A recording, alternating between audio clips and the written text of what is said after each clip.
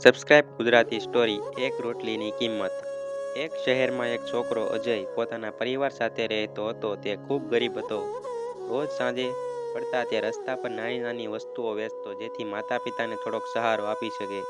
એક દિવસ અજય ભૂખ્યો હતો, પણ તેને પોતાના માટે ખાવા કંઈ નહોતું. એ જ સમયે એક રોટલી વેચતી વૃદ્ધ માં મળી.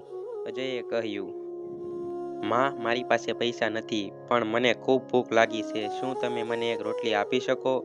વૃદ્ધાએ સ્મિત કરીને કહ્યું, બેટા, પૈસા પછી આપજે, ભૂખ પહેલા સમાવી જોઈએ. અને તેણે અજયને રોટલી આપી. કેટલાક વર્ષો વીતી ગયા. અજય મહેનત કરીને ડોક્ટર બન્યો. એક દિવસ તે જ વૃદ્ધ માં ગંભીર બીમાર હાલતમાં હોસ્પિટલમાં લાવવામાં આવી.